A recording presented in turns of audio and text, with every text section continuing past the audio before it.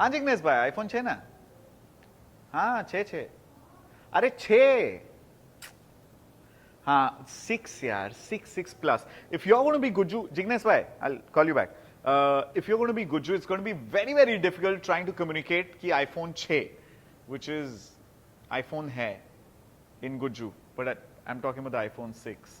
Boys and girls, with that extremely intelligent joke, welcome to the ultimate iPhone 6 review. I'm Gadgetwala and I've got the iPhone 6 and the 6 Plus here with me. Now, of course, it hasn't officially launched here in India. 17th of October is when Apple iPhone 6ers land on our shores, but the jasuses from the Hong Kongs have got us these swanky new babies. So that's the 6, which is the brand new 4.7-inch new flagship, and that's the 6 Plus, which is the new, as I like to call it, the micro-maxification of the Apple iPhone. So the 5.5-inch ginormous 6 Plus. Now both these have a lot of new things. Apparently, Apple would like to believe that. But according to me, it is just the Purana iPhone in a brand new casing. It's a pretty casing, which a lot of people are saying is bending, shending and all of that. Benghazi, Bengate, we've been seeing all of that on social media all these days. But we'll see if there's any merit to that. No, I'm not going to bend the iPhone before you even get there. But we'll actually see if it's going to be worth half a kidney that you're going to have to sell to buy any of these 6ers. Apple, dear Apple, it's 2014 and which company launches a flagship phone that does not have a 1920 by 1080p resolution full HD screen? Are you kidding me?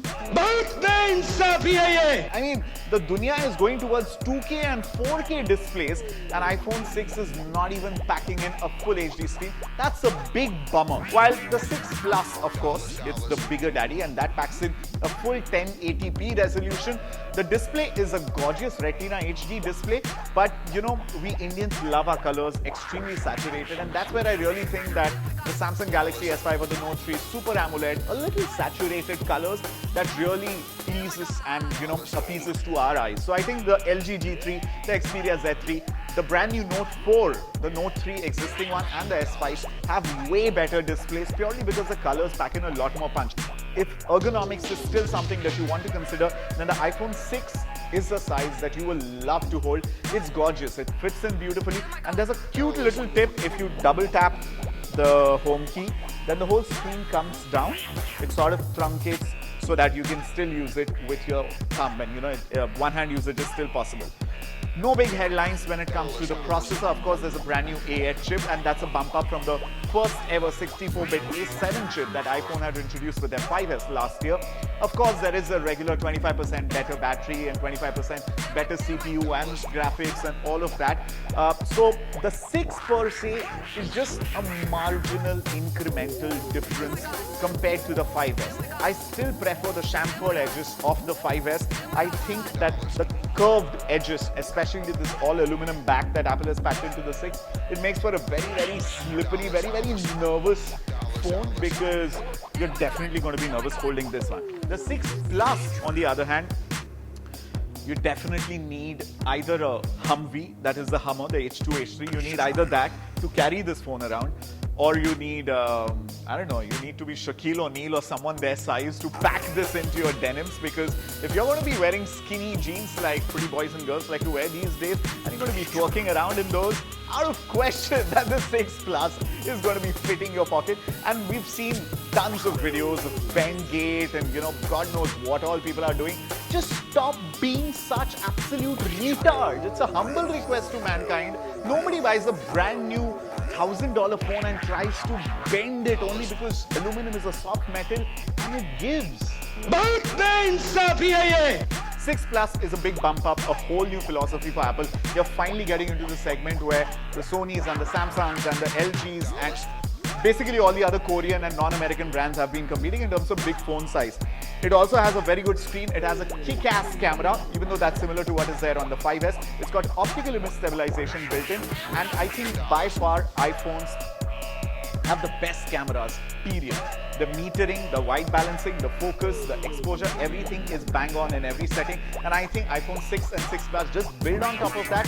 One feature that made me absolutely absolutely go whoa was the fact that you can shoot at 240 frames per second at the 720p resolution, which is basically extreme slow.